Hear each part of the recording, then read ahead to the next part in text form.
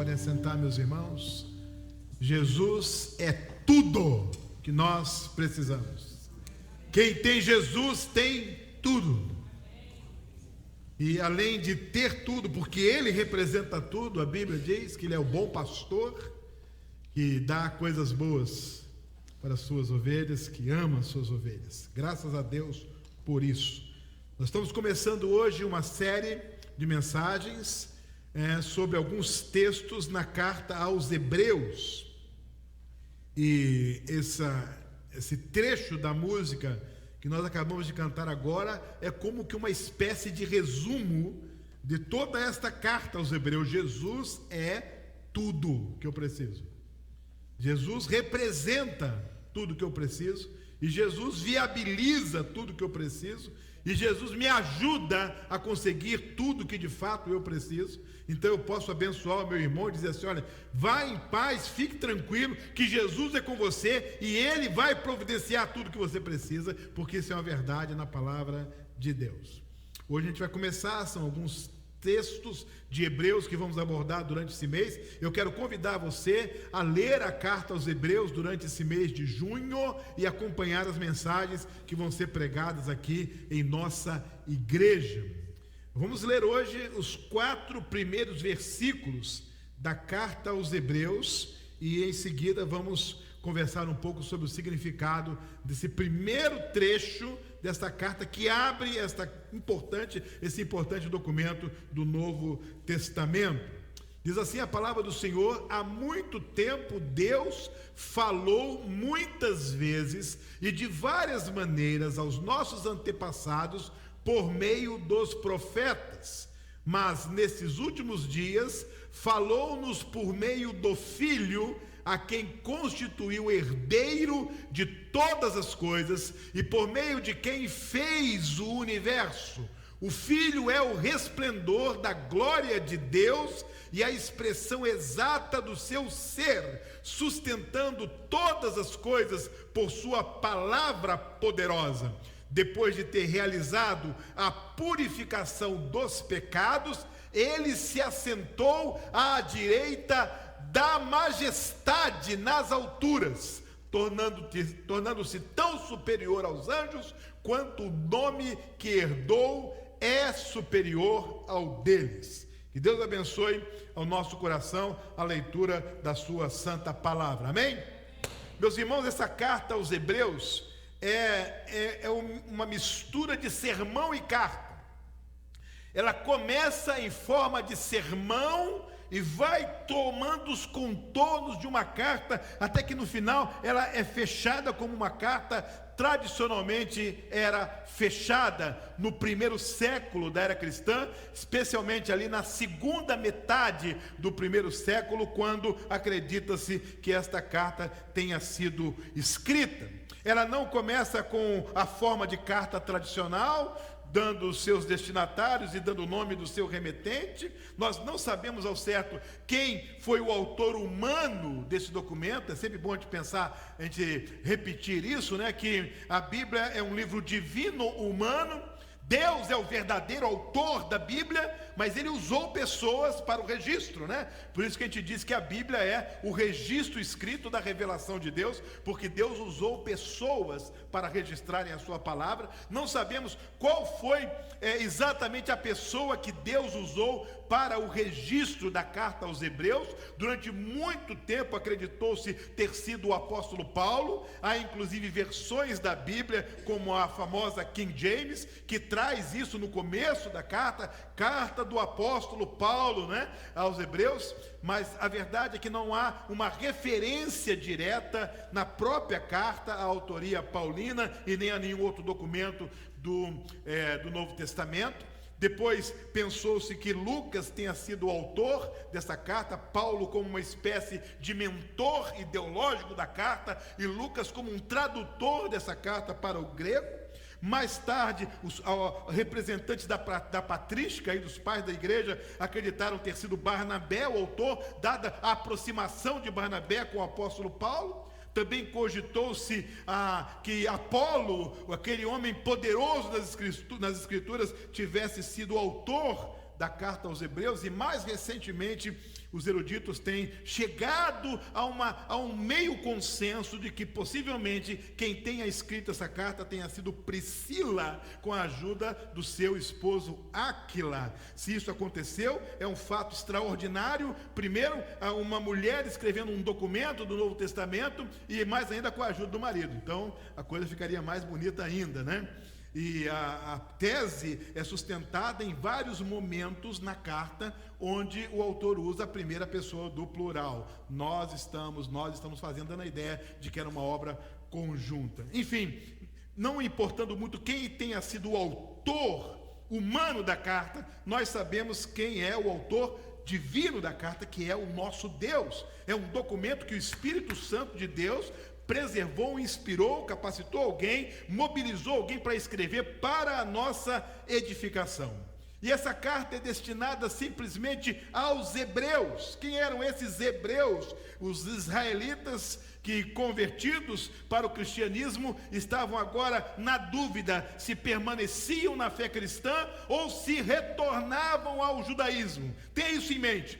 O autor aos Hebreus está preocupado com aqueles convertidos ao cristianismo, oriundos do judaísmo, mas que agora estavam em dúvida na sua fé. Será que vale a pena continuar na fé cristã? Ou a verdade estava mesmo com o judaísmo por causa da força do Antigo Testamento, dos personagens do Antigo Testamento, da força daqueles homens e mulheres de Deus na história de fé do povo de Israel? Como abrir mão de Moisés, como abrir mão de Elias, como abrir mão dos patriarcas, como abrir mão dos profetas. Então isso era tão denso, tão forte, que agora esses convertidos, nominados na carta como hebreus, estavam vacilantes na fé.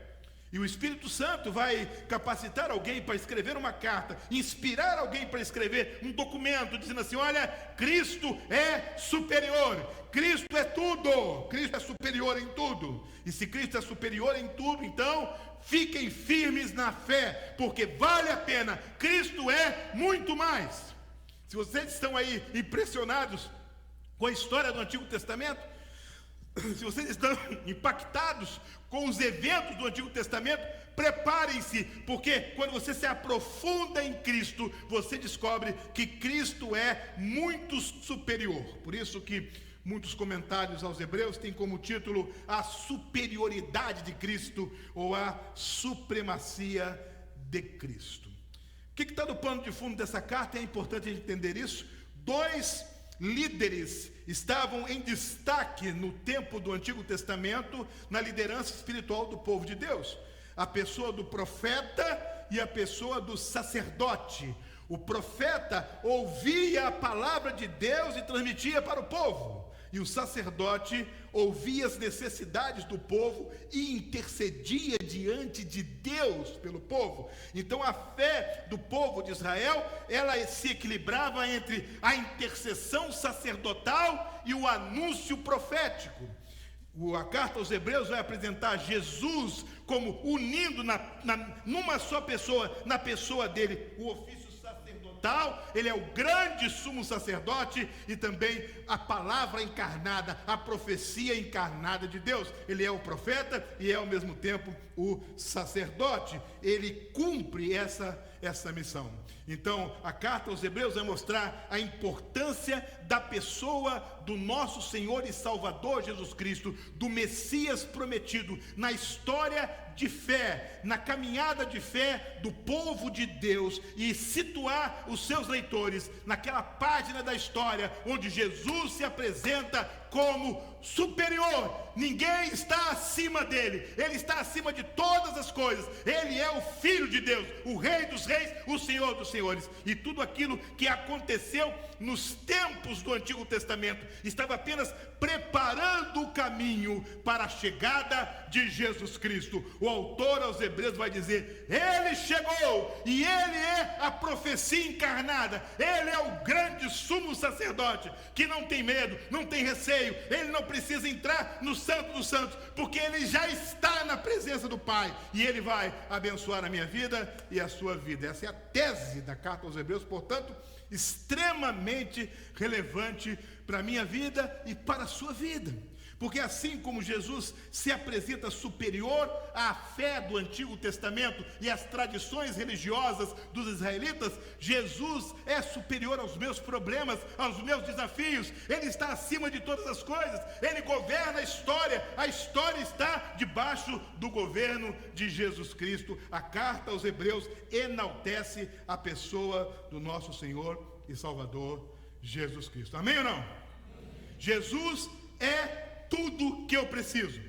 Jesus é superior a Abraão, a Isaac, a Jacó, a Moisés, a Josué, a José, superior aos profetas, aos reis, aos juízes. Ele está acima, e tudo isso aconteceu com um objetivo: Ele, porque dele, por Ele e para Ele são todas as coisas. Glória, pois, a Ele eternamente. Amém. Muito bem. O nosso texto começa com a seguinte afirmação no versículo 1, que nós precisamos entender a Bíblia, aprender da Bíblia para praticar a Bíblia. Se eu não entendo, se eu não aprendo, eu não consigo praticar. Eu fico só admirando a Bíblia, eu fico só elogiando a Bíblia. Mas se eu compreendo, se eu assimilo e se eu entendo o significado, então eu tenho como praticar a palavra de Deus. E a palavra é de Deus na minha vida quando eu a coloco em prática. A Bíblia que eu creio é a Bíblia que eu pratico. Pode repetir isso comigo? A Bíblia que eu creio é a Bíblia que eu pratico. Então, se eu não entendo, se eu não aprendo e se eu não creio, então eu não posso praticar. Mas se eu aprendo, eu posso praticar. A carta aos Hebreus é aberta com um cenário extraordinariamente poderoso e impactante, que coloca Deus como supremo regente de todas as coisas. O texto começa falando sobre Deus. Ele vai dizer assim: há muito tempo Deus falou, de muitas vezes e de várias maneiras. Então a primeira coisa que o autor diz é o seguinte: existe um Deus.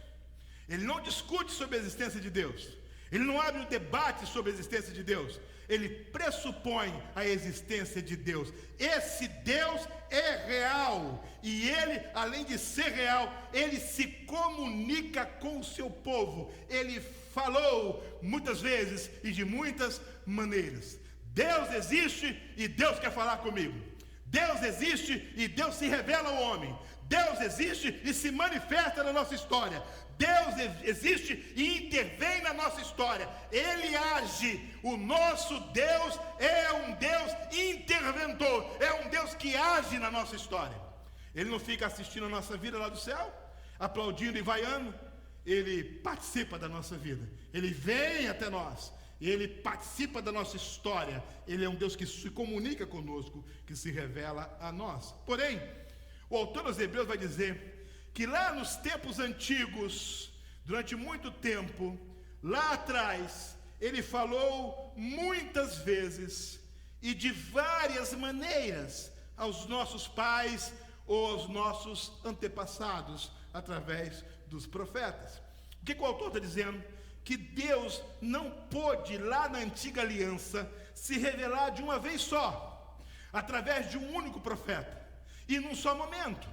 Não, Deus vem se revelando aos pedaços, aos poucos, usando várias pessoas e usando várias formas de se comunicar com o ser humano. Isso é muito interessante.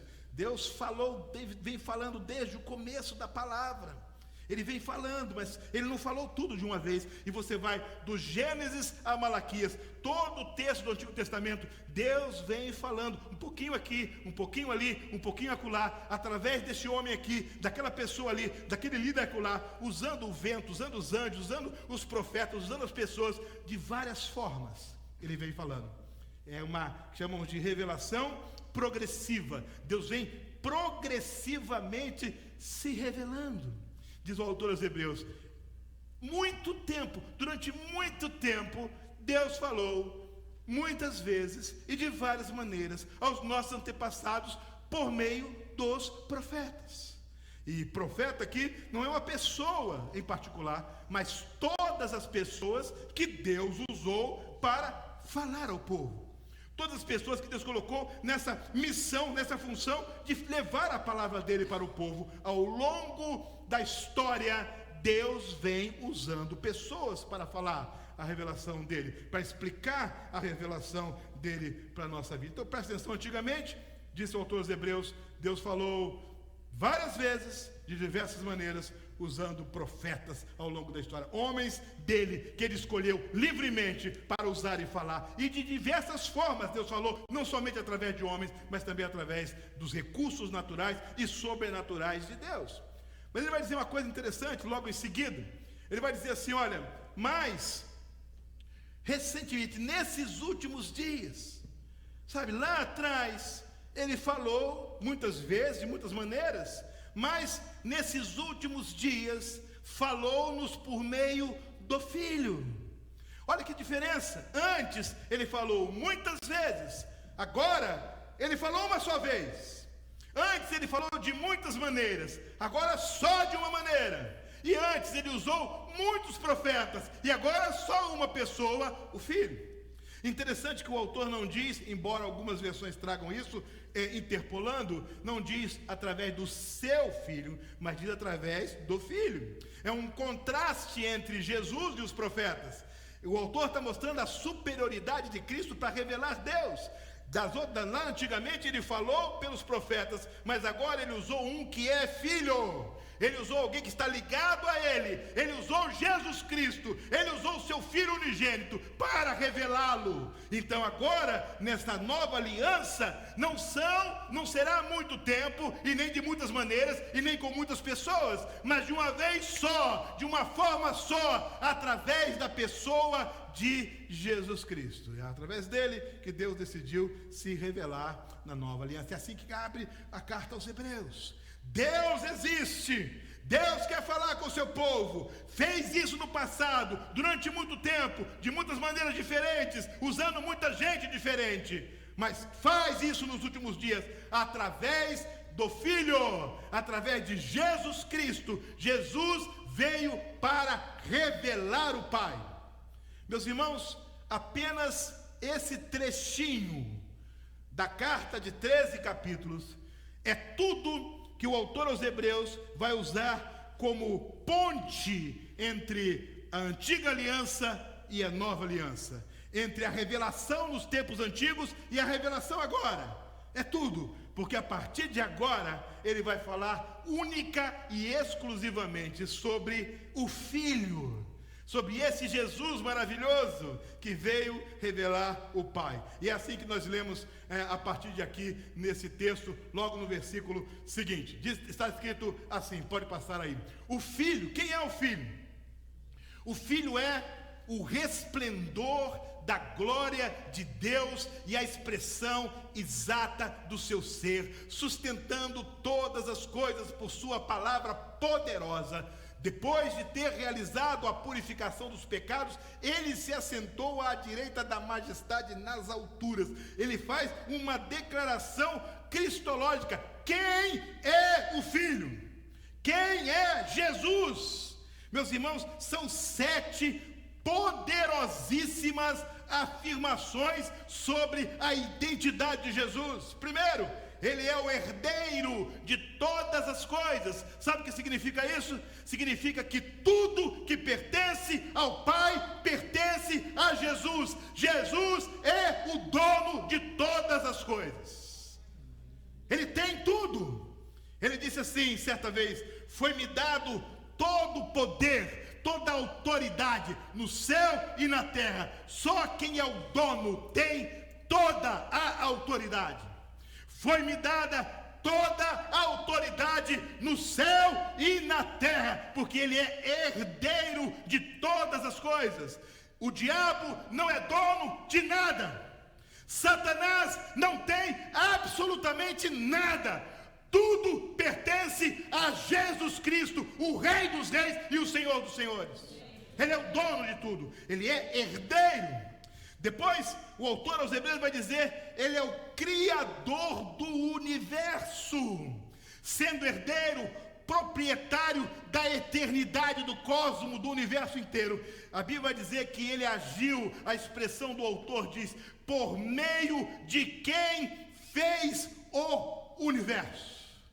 Como está escrito lá no primeiro capítulo de João, todas as coisas foram feitas por intermédio dele, e sem ele nada do que foi feito se fez. Presta atenção na extensão da expressão do apóstolo João. Sem ele nada do que foi feito se fez. Ele é criador, ele conhece tudo que existe, porque ele é o dono e porque foi ele mesmo quem criou junto com o Pai. Ele conhece os detalhes da criação.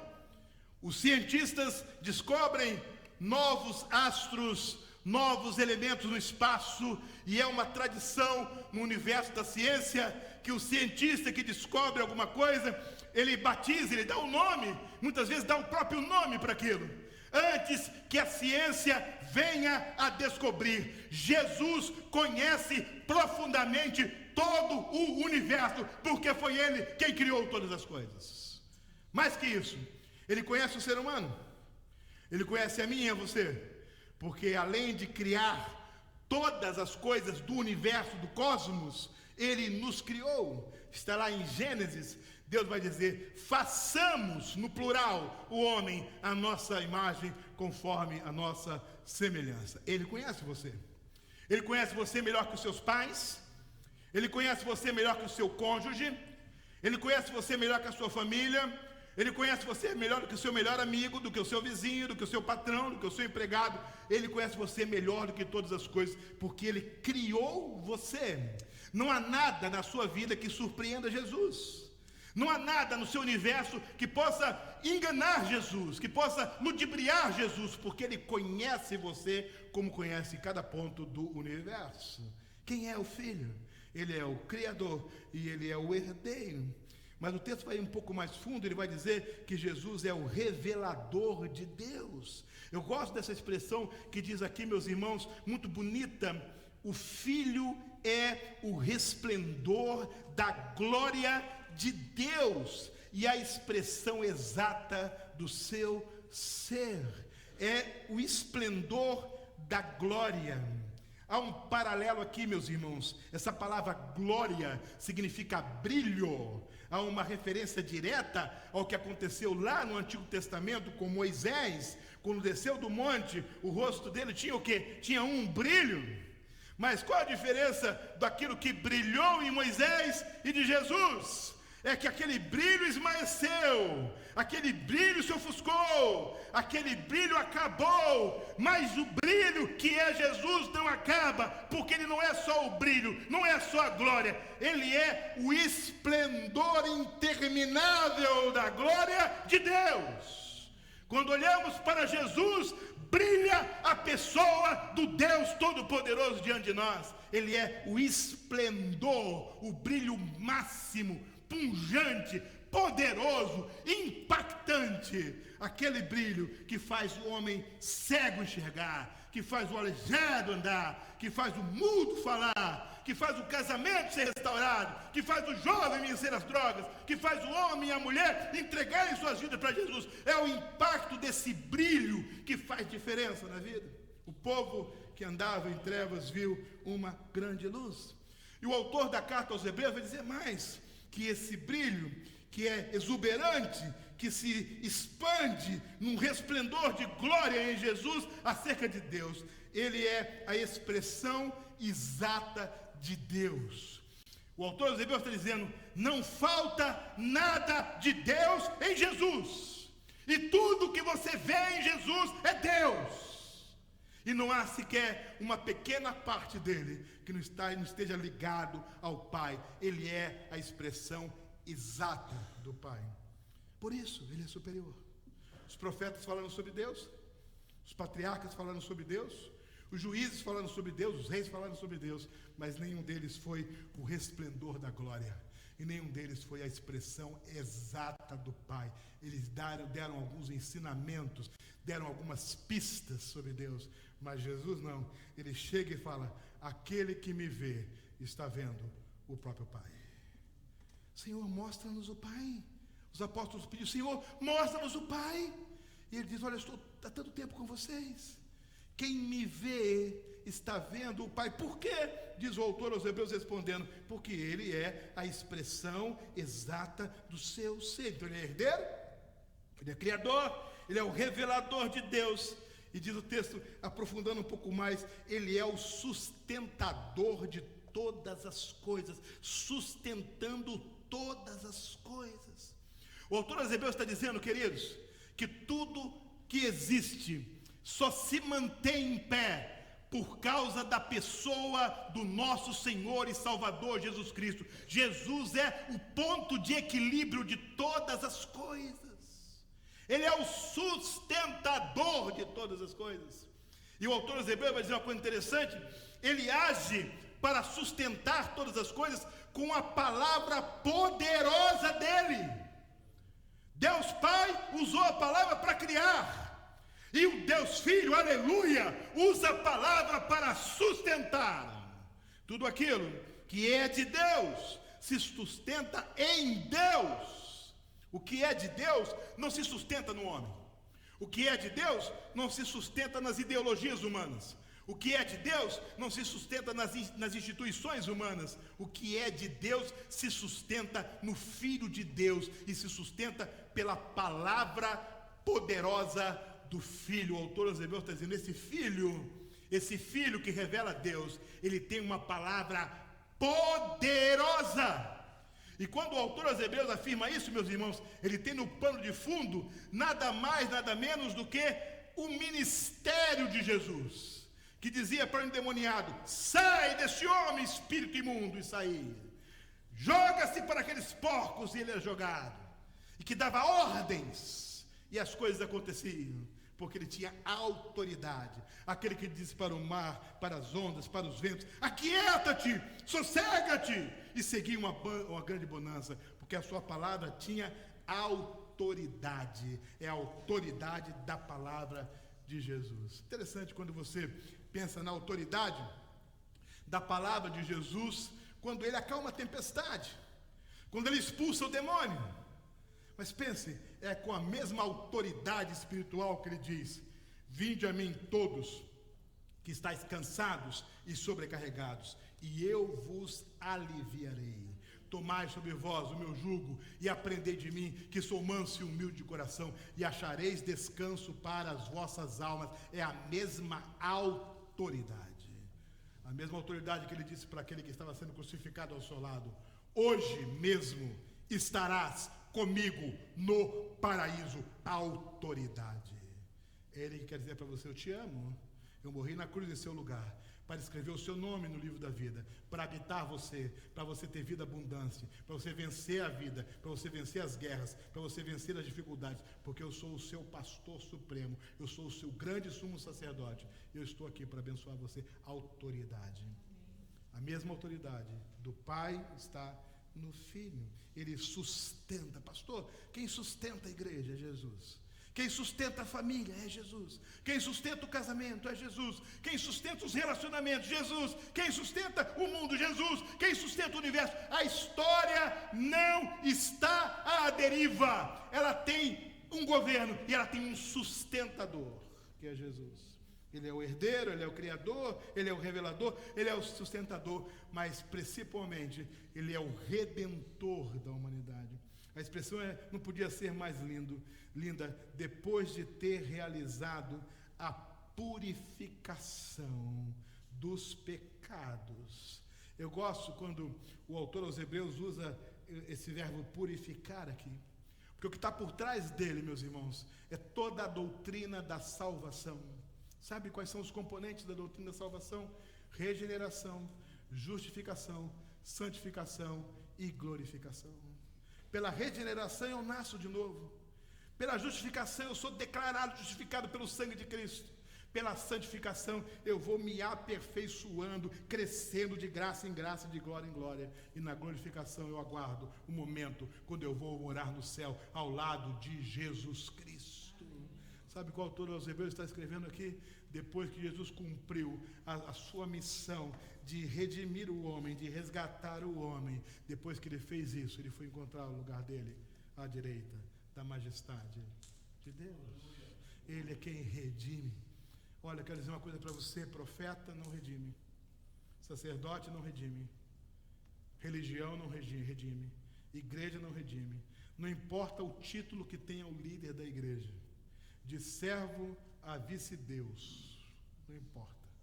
Nenhum ser humano redime a alma da pessoa. Sabe quem redime? Jesus Cristo.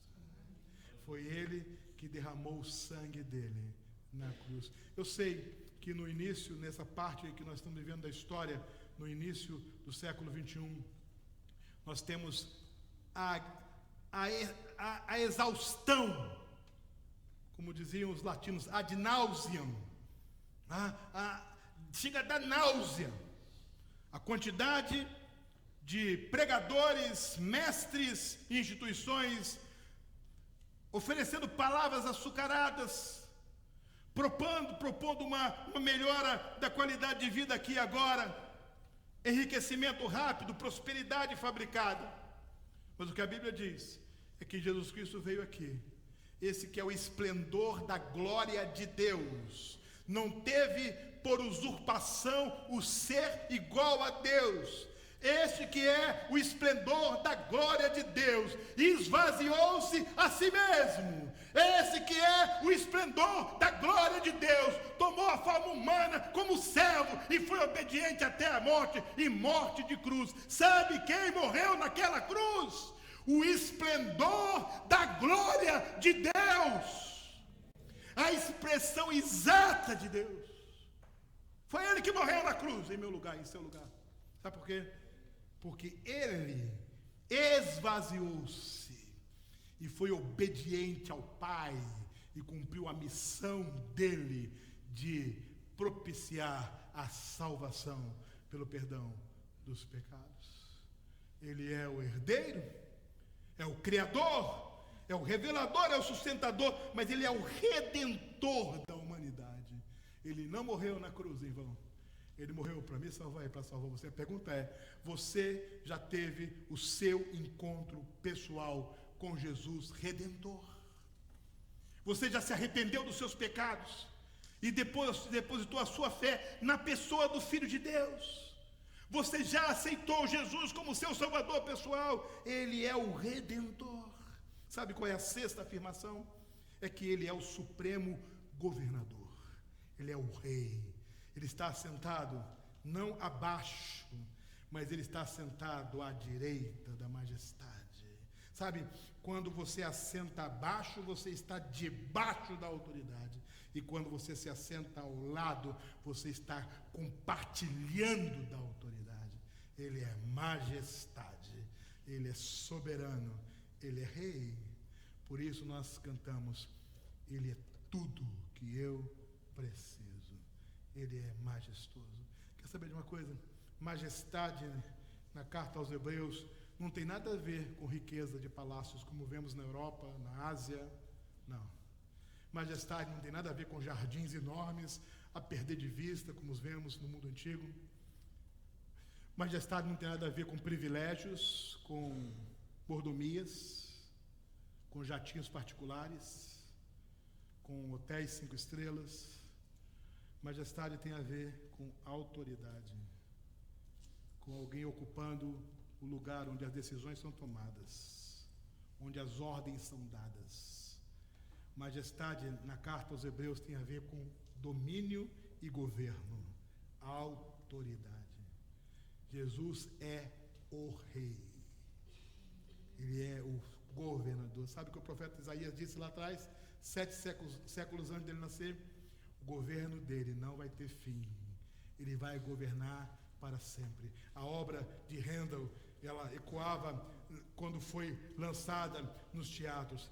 E Ele reinará para sempre, e sempre, e sempre, e sempre, e sempre, e sempre. E há o testemunho da história de quando o coral, a orquestra começavam a executar, e Ele reinará para sempre, e sempre, e sempre. Os alicerces tremiam, porque não é um governo com um mandato de 4 anos, e nem uma dinastia que alcança 1, 2 ou 3 gerações.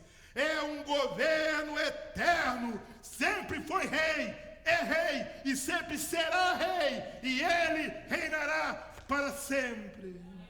O autor aos Hebreus vai dizer: ele está sentado à direita, e ele vai fechar essa descrição maravilhosa, esse quadro que ele pinta da pessoa do Filho, dizendo: ele tem um nome que está acima de todo nome, que está acima dos anjos, dos seres celestiais.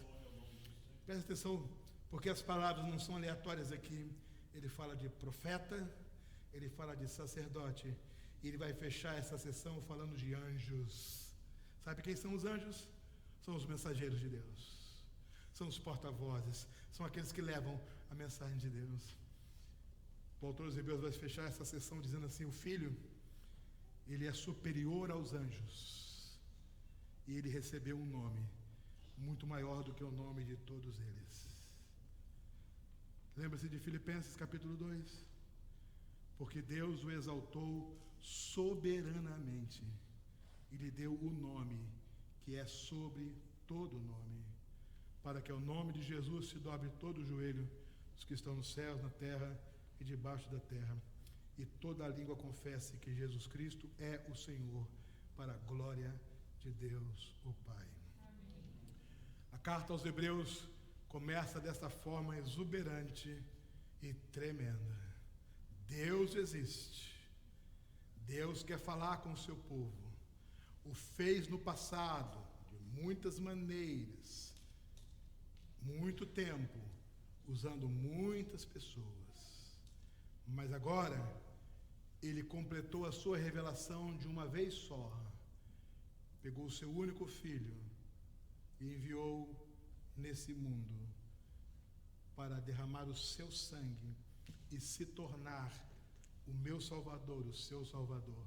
Esse filho é o herdeiro, o criador, o revelador, o sustentador, o redentor, o supremo governador e aquele que tem um nome que está acima de todos os nomes. Amém. Qual seria a melhor ilustração para esses 4 versículos que principiam a carta aos Hebreus? Sem dúvida, uma história que Jesus criou e que está registrada em Marcos capítulo 12. Ele disse que um homem comprou um campo e plantou uma vinha e arrendou aquele campo. E depois de um tempo ele mandou um servo para prestar contas. Os homens que tinham arrendado um campo feriram o servo e ele voltou com as mãos vazias. Aí ele mandou um outro servo. E os homens que haviam arrendado o campo mataram o servo. E depois ele enviou um terceiro servo. E os homens o feriram também, deixaram quase morto. Aí o dono daquele campo tomou a decisão. Ele falou: agora eu vou mandar o meu filho, o meu herdeiro. E quando os homens que arrendaram o campo, viram que quem estava vindo agora não era um servo, mas era o filho do dono, o herdeiro, disseram: vamos acabar com a vida dele, vamos matá-lo e nós vamos ficar com a herança. E diz a história de Jesus que eles mataram o filho daquele proprietário. A carta aos Hebreus nos diz que Jesus enviou os patriarcas, enviou os reis, os juízes, enviou os profetas para revelar o amor dele pela humanidade. Mas os profetas foram perfurados pelas espadas, cerrados ao meio, decapitados, maltratados. Então, ele decidiu enviar o próprio filho dele para revelar o seu amor. E o filho, quando chegou, avistou a cidade de Jerusalém e se lembrou dos profetas que foram enviados antes dele. E chorou, dizendo: Jerusalém, Jerusalém, que matas os profetas e apedrejas os que a ti são enviados. Quantas vezes eu quis se ajuntar como a galinha ajuda os teus pintinhos, mas você não quis.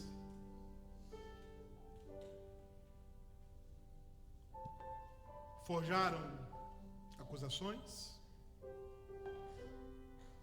um julgamento aconteceu e mataram o filho do dono. A intenção era ficar com a herança, mas a história de Jesus fica lá em Marcos, e o autor aos Hebreus prossegue dizendo: quando mataram Jesus, Deus o recebeu à sua direita, na glória. E Deus disse: assim como meu filho foi, como prometi, ele vai vir de novo, como eu vou mandar de novo, para levar a minha igreja. Jesus, de fato, igreja, é tudo que nós precisamos. Baixe sua cabeça, feche seus olhos. Eu queria que você enxergasse o seu coração agora. Eu queria que você imaginasse um trono no seu coração, trono de autoridade. E minha pergunta é: quem está sentado nesse trono? Pastor, faz uma pergunta mais fácil. Eu vou fazer. Quem manda na sua vida? Quem é o rei na sua vida? Quem governa a sua vida? Quem é o seu redentor? Quem é o seu remedor? Pastor, nessa noite eu tenho ouvido a palavra de Deus, e eu quero reconhecer em Jesus o meu Redentor, o meu Salvador. Eu quero me arrepender dos meus pecados, dos profetas que eu matei, dos servos que eu machuquei, do filho com cuja morte eu concordei. Eu quero abrir o meu coração, eu quero aceitar Jesus como meu Salvador. Eu quero que Ele viva em mim, e eu quero pedir que Ele seja tudo para mim. Querido, Jesus está aqui nesta noite para entrar no seu coração, curar você, transformar você, salvar você e abençoar você. Se você está aqui nessa noite e deseja do fundo do coração abrir a sua vida para Jesus, com sinceridade, onde você está, levante uma de suas mãos e abaixe em seguida. Eu quero orar por você. Pode fazer isso? Deus abençoe. Mais alguém? Pode levantar a sua mão. Pastor, ore por mim. Nessa noite eu abro meu coração para Jesus. Alguém mais? Pode levantar o seu braço. Se houver alguém mais, com sinceridade no coração. O primeiro apelo que Deus colocou no meu coração para essa noite. E eu repito pela última vez: há alguém mais nessa noite que deseja abrir o seu coração e aceitar Jesus como seu tudo, seu Salvador e Senhor? Levante sua mão e abaixe agora.